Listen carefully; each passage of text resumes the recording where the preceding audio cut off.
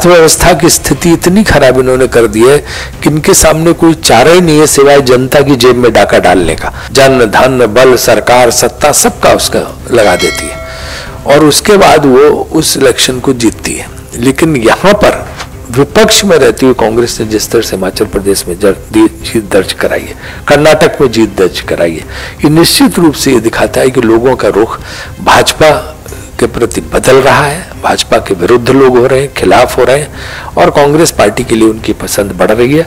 और हमारे जो वहाँ मुद्दे थे उनको जनता ने सराहा और उसी आधार पर वोट दिया। तो जो जनता के बनाए हुए जनता के पैसे से पिछले 70 साल में जो बड़े बड़े वो बने थे सार्वजनिक उपक्रम उद्योग धंधे, उन सबको बेचने का काम हो रहा। हिमाचल प्रदेश का आज का रिजल्ट है वो बहुत ही कांग्रेस के लिए सकारात्मक रिजल्ट है, पॉजिटिव रिजल्ट है।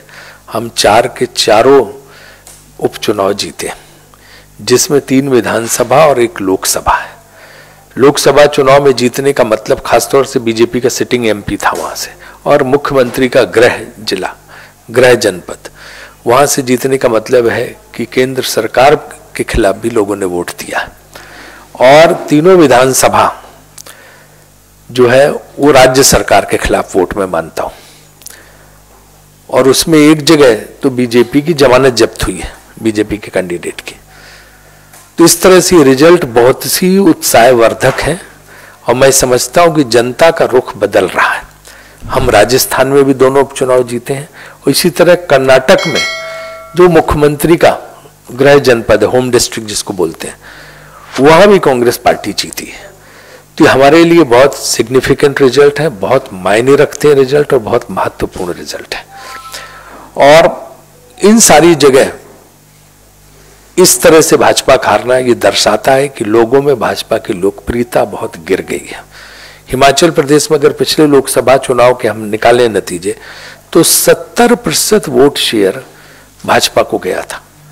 आज वो 70% वोट शेयर तो कांग्रेस ने कवर किया ही और उसके ऊपर जीत दर्ज किया। तो समझिए कि कितना लोगों का रुख भाजपा के खिलाफ हो गया। और हमारे जो वहाँ मुद्दे थे उनको जनता ने सराहा और उसी आधार पर वोट दिया। चाहे महंगाई का मुद्दा हो, पेट्रोल डीजल और गैस की कीमतों का मुद्दा हो, चाहे खाने पीने की चीज़ों के महंगाई का मुद्दा हो, चाहे आम जनता की तकलीफें हो, चाहे बेरोजगारी हो, चाहे विकास का मुद्दा हो, चाहे किसान और बागवान, वहाँ बागवान रहते हैं, उनका मुद्दा हो। और मुझे लगता है पूरे देश में इस तरह का संदेश जा रहा।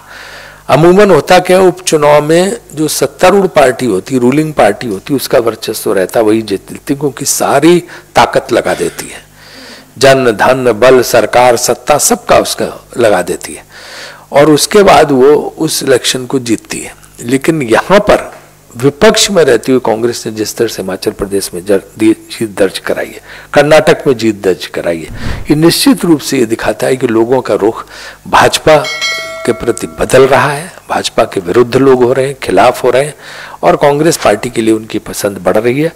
और बाकी जगह भी देखिए आप, बंगाल में भी कहाँ भाजपा जीत पाई।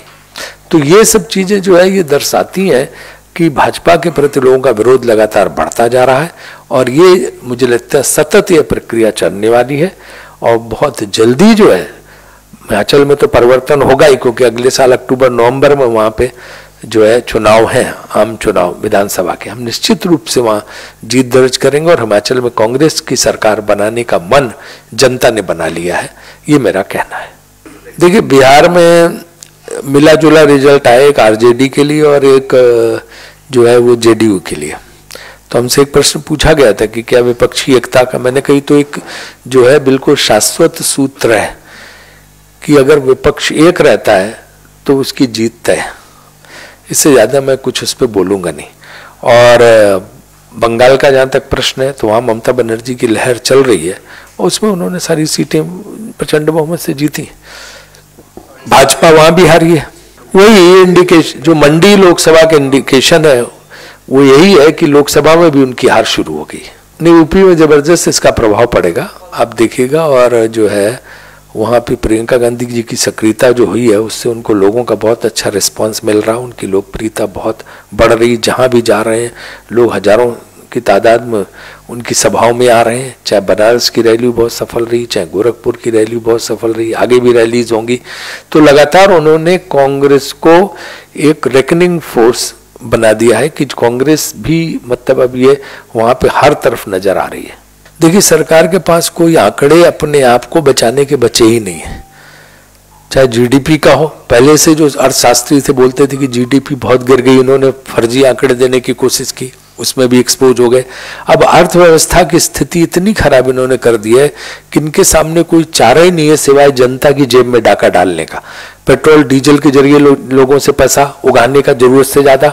मैं तो देश का योजना मंत्री था, मैंने पहले भी कहा कि हमारे जमाने में $120 बैरल तेल खरीदते तब हम 67 रुपए में पेट्रोल देते थे, और 60 रुपए 67 डीजल जो है और भी कम 50 रुपए कर ले पल्ले। और अब तो सिर्फ इनको 50, 60, 70 बैरल में आधे दामों पे बाहर से मिल रहा तेल, इसके बावजूद इतने महंगे दाम पे कि पता नहीं ये 150 रुपए लीटर पे जाके पेट्रोल रुकेगा, 125 रुपए लीटर पे जाके डीजल रुकेगा। उससे हर चीज की महंगाई बढ़ रही, लोग त्राई कर रहे हैं, गैस के दाम भी बढ़ते चले जा रहे हैं। तो इससे क्या है, और उससे जनरल महंगाई जो आम चीजें हैं, चाहे खाने पीने की चीजें, चाहे दूसरी चीजें, सबकी बढ़ाई है, क्योंकि जब भाड़ा बढ़ता है तो महंगाई बढ़ जाती है। तो ये लोगों की जेब पे डाका डाल रहा है, और बच्चे कुछ ही चीजें कहां से ले रहे हैं। तो जो जनता के बनाए हुए, जनता के पैसे से पिछले 70 साल में जो बड़े बड़े वो बने थे सार्वजनिक उपक्रम, उद्योग धंधे, उन सबको बेचने का काम हो रहा। तो उस राष्ट्र की सारी संपत्तियां बेच के पैसा इकट्ठा कर रहे हैं। फिर राष्ट्र के पास बचे का क्या, सरकार के पास बचे क्या, किस चीज की सरकारें आगे होंगी जब उनकी सब संपत्तियां ही चली जाएंगी, बेच देंगे। और दूसरे जनता की जेब से डाका डाल के पेट्रोल डीजल सब में पैसे ले लेना, इससे अर्थव्यवस्था चला रही है, अर्थव्यवस्था नहीं चलती है।